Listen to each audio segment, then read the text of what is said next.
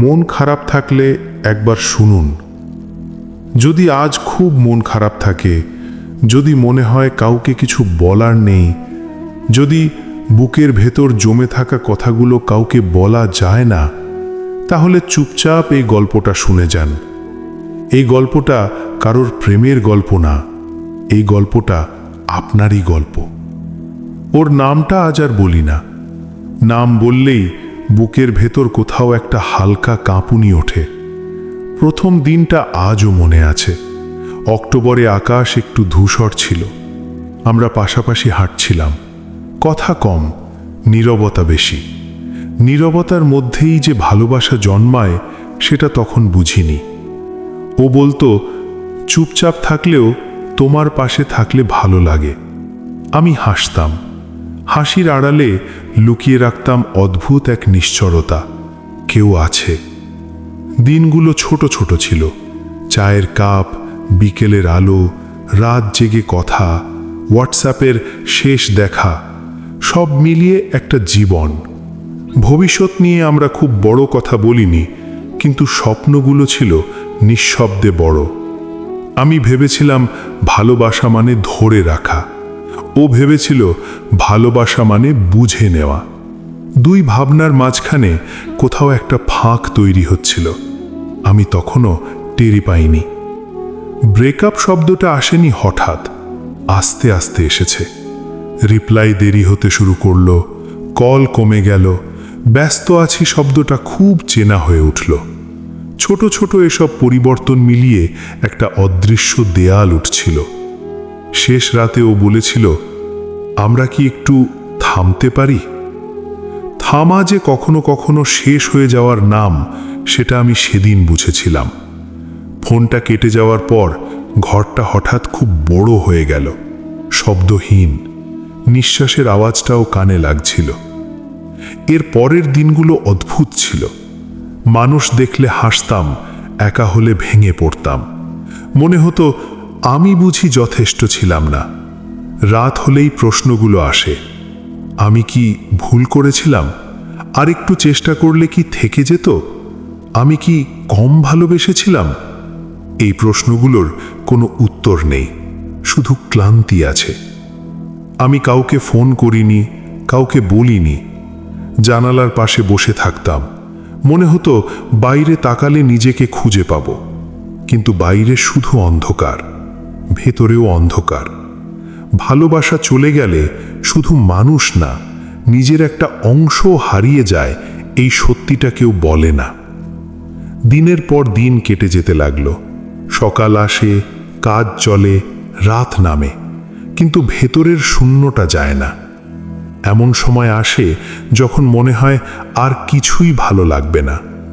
তখনই বুঝলাম এই গল্পটা শুধু প্রেম হারানোর না, এই গল্পটা নিজেকে আবার খুঁজে পাওয়ার।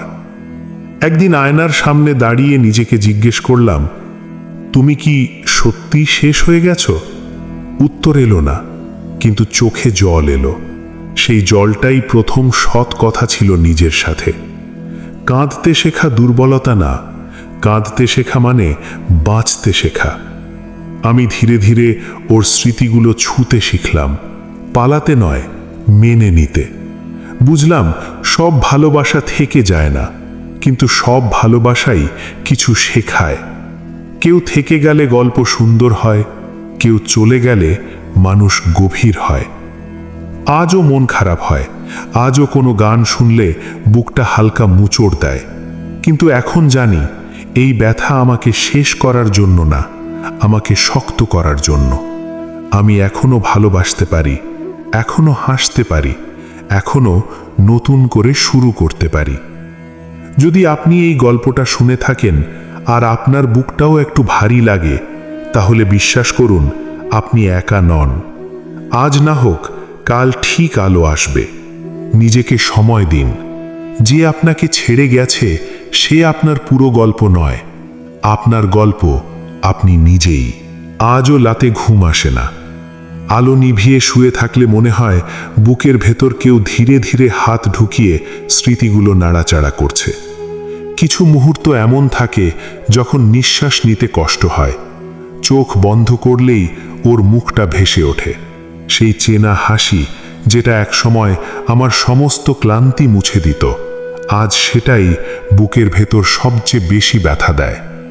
আমি নিজেকে বোঝাই সব ঠিক হয়ে যাবে, কিন্তু মন শোনে না। মন এখনো সেই পুরনো কথাগুলো আঁকড়ে ধরে বসে আছে, যেগুলো আর কখনো সত্যি হবে না।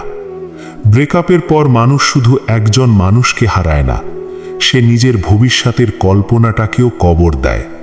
আমি কবর দিয়েছি আমাদের সকালগুলো, আমাদের ঝগড়া, আমাদের আবার ঠিক হয়ে যাওয়া। কবর দিয়েছি সেই ভাবনাটা একদিন সব ঠিক হয়ে যাবে। সবচেয়ে কষ্টের ব্যাপার জানো, কেউ চলে গেলে প্রথমে তার অভাব বোঝা যায় না, বোঝা যায় অভ্যাসের মৃত্যু। সকালে ঘুম থেকে উঠে কাউকে মেসেজ না করা, রাতে কাউকে গুড নাইট না বলা, ছোট ছোট এই অভ্যাসগুলো একদিনে মরতে চায় না, তারা প্রতিদিন একটু একটু করে রক্তপাত করায়। আমি শক্ত হতে চেয়েছিলাম, সবাই বলে শক্ত হও, কিন্তু কেউ বলে না শক্ত হতে গেলে কতটা ভাঙতে হয়, কত রাত চুপচাপ বালিশ ভিজিয়ে কাঁদতে হয়, কতবার নিজেকে প্রশ্ন করতে হয়, আমি কি সত্যিই ভালোবাসার যোগ্য ছিলাম? আমি কি যথেষ্ট ছিলাম? এই প্রশ্নগুলো বিষের মতো, ধীরে ধীরে আত্মবিশ্বাস খেয়ে ফেলে। আমি আয়নার সামনে দাঁড়িয়ে নিজের চোখের দিকে তাকাতে পারতাম না, কারণ ওই চোখে আমি একজন পরিত্যক্ত মানুষকে দেখতাম, যাকে কেউ বেছে নেয়নি। অথচ এক সময় আমি ছিলাম কারোর সবচেয়ে আপন। এই পরিবর্তনটাই মানুষকে ভিতর থেকে ভেঙে দেয়। কেউ দেখে না, বাইরে আমি স্বাভাবিক, ভেতরে আমি প্রতিদিন মরছি। যদি তুমি এখন এই গল্পটা শুনে থাকো আর মনে হয় আমি তোমার কথাই বলছি, বিশ্বাস করো, আমি জানি তুমি কি অনুভব করছো। এই ব্যথার কোনো শর্টকাট নেই। এই ব্যথা পার হতে হয়, কাঁদতে হয়, ভাঙতে হয়, আবার নিজের হাত নিজেই ধরে উঠতে হয়। একদিন আমি বুঝেছিলাম, ও চলে গেছে মানে আমার জীবন শেষ নয়, ও ছিল আমার জীবনের একটা অধ্যায়, পুরো বইটা না। এই বোঝাপড়া ভাসতে অনেক সময় লাগে, অনেক কান্না লাগে, অনেক নিঃশব্দ রাত লাগে, কিন্তু যখন আসে তখন মানুষ ধীরে ধীরে শ্বাস নিতে শেখে। আমি এখনো কষ্ট পাই, কিন্তু আমি জানি এই কষ্ট আমাকে শেষ করবে না, এই কষ্ট আমাকে মানুষ করবে। আর যদি তুমি আজ খুব একা হও, খুব ভেঙে পড়ো, এইটুকু মনে রেখো, তুমি এখনো বেঁচে আছো। আর যতক্ষণ তুমি বেঁচে আছো, ততক্ষণ তোমার গল্প শেষ হয়নি।